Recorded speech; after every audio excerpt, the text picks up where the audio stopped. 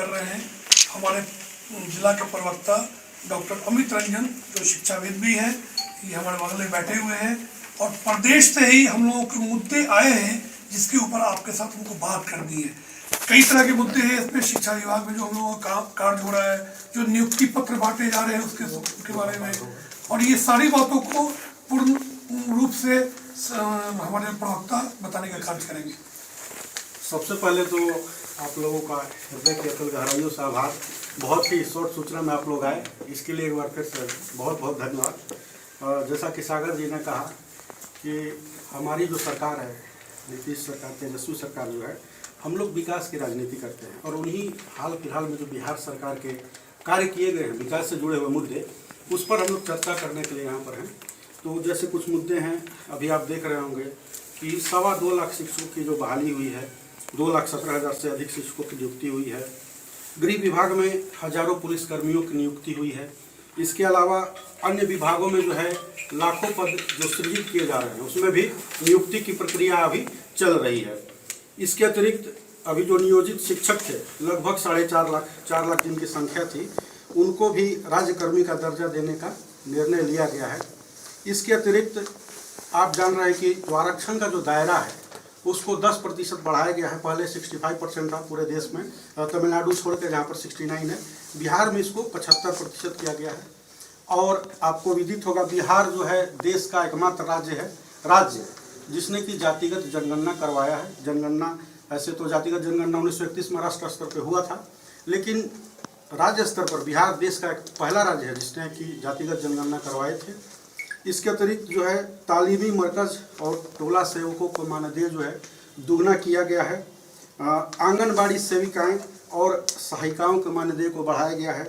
पंचायत प्रतिनिधि, मुखिया जी वगैरह पहले बहुत दुखी रहते थे कि हम लोगों को विकास का जो हम लोग काम कर रहे हैं, खजाना का हमको चाबी सौंपा गया, लेकिन हमारा खुद का जो है कैसे घर चले। तो पंचायत प्रतिनिधियों के मानदेय में भी जो है वृद्धि का निर्णय लिया गया है। ये सभी काम जो है आप देख रहे होंगे कि बहुत ही त्वरित गति से हो रही है, बहुत तेज़ी से हो रहा है। तो इन्हीं मुद्दों पर हम लोग यहाँ पर बात करने के लिए एकत्रित हुए हैं। विकास की राजनीति, बिहार सरकार, ये हमारा ध्येय है। तो यही फिलहाल जो मुद्दे थे। अगर आप इनमें कुछ प्रश्न करना चाहें, प्रतिपूरक प्रश्न आपके कुछ हैं तो आप कर सकते हैं। उसमें जो अपराध पे नियंत्रण की बात है, जो लगातार शराबबंदी की बात है, उस पर आप लोग चर्चा नहीं कर रहे हैं। जो अपनी उपलब्धियां हैं वो गिना रहे हैं, जो कमियां हैं उसको नहीं गिना रहे हैं। नहीं, देखिए, कई मुद्दे हैं जिस पर हम लोग अभी बात नहीं कर रहे हैं, उनके लिए फिर कभी बात करेंगे। और अपनी कमियों पर हम लोग चर्चा नहीं कर रहे हैं। हम बस यह दिखाना चाह रहे हैं कि हम लोग, एक नागार्जुन कवि हुए थे, उन्होंने कहा था, क्या है दक्षिण क्या है वाम, जनता को रोटी से काम। तो हम यह दिखाना चाह रहे हैं, बताना चाह रहे हैं, और आप सबको विदित भी होगा कि हम विकास की राजनीति कर रहे हैं। और इसी क्रम में हमने जो उपलब्धियां दिखाई हैं और कुछ बिंदुओं पर हमने बात किया। बात करने के लिए बहुत सारे बिंदु हैं, उसमें से हमने कुछ बिंदु फिलहाल अभी उठाए। चुनाव से पूर्व जिन मुद्दों के तहत हम लोग आए थे, उन मुद्दे पर हम लोग, हमारी सरकार ने काम किया है, उसके बारे में डिटेल बताने का। अपराध वगैरह की जहाँ तक बात है तो क्राइम ब्यूरो का जो आंकड़ा आता है, और भी कई सारे मुद्दे हैं, उस पर उस पर हम लोग अलग से बात करेंगे। उसमें भी बिहार देखेंगे काफी चुनावी वादा को फुलफिल करने में सरकार जुटी है। बिल्कुल 1.5 साल के अंतराल में आ गया है। चुनाव जनता का हृदय जीतना है मुख्य उद्देश्य। देखिए, तेजस्वी यादव जी जब पिछले बार विधानसभा चुनाव में प्रचार के लिए जब वो जनता के बीच में जा रहे थे, तो उनका यही था कि पढ़ाई, दवाई, सुनवाई, कार्रवाई, ठीक है, शिक्षाई। तो ये अब पढ़ाई सबसे उनका मेन, अभी जो सरकार का सबसे मेन उनका जो काम अभी तक जो बड़े व्यापक स्तर पर रिकॉर्ड समय में हुआ है बिहार में, वो शिक्षा के क्षेत्र में हुआ कि आप इतने कम समय में 2 लाख के करीब शिक्षकों की नियुक्ति, और नियुक्ति ऐसा नहीं कि उनका बस कोरम की एक एग्जाम हो जाना, फिर 6 महीने बाद एक प्रक्रिया, उसको रिकॉर्ड समय में करके उनको नियुक्ति करके वो अपना योगदान जाके करके, और उनका जो सैलरी भी, वो भी जो पहले बार जिनको हुआ उनको सैलरी भी दिया गया।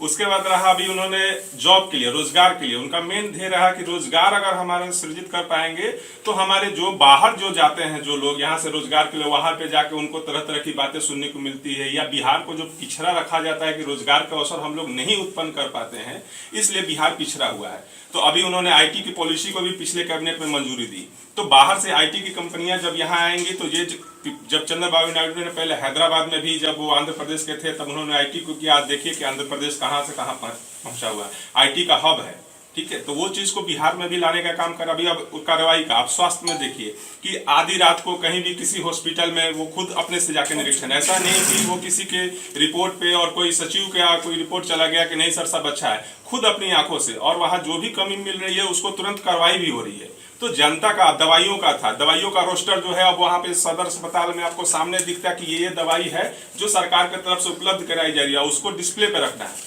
ऐसा नहीं है कि हाँ भाई पूरन पूर्ति में कि हम ये दवाई पटना से चल रहा है और वो आ जाके सोनपुर में या छपरा में या फिर छोटे जो भी स्तर पे जो रेफरल अस्पताल है वहां पे नहीं मिल रहा है। तो अब ये सब चीज चलने वाला नहीं है। तो सबसे बड़ा बात यही है कि जो जनता को शासन जो चाहिए और सही ढंग से उसको चलाने का काम, तो ये तेजस्वी जी ने ये कम समय में ही सरकार में शामिल होकर महागठबंधन की हमारी जो सरकार ने उसको जमीन वो। आप लोग शिक्षक बहाली का जो दावा कर रहे हैं उसमें डोमिसाइल तो है नहीं।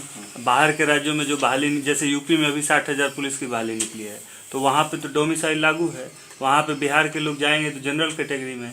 लेकिन अगर आप यहाँ पे जो बहाली कर रहे हैं उसमें तो बिहार और बाहर के लोगों को भी समान अवसर दे रहे हैं, तो ऐसे में बिहार के लोगों को ज़्यादा से ज़्यादा नौकरी कैसे? यहाँ पर भी बाहर के जो लोग आएंगे तो वो जनरल कैटेगरी में यहाँ पे भी जनरल के लिए ओपन होगा।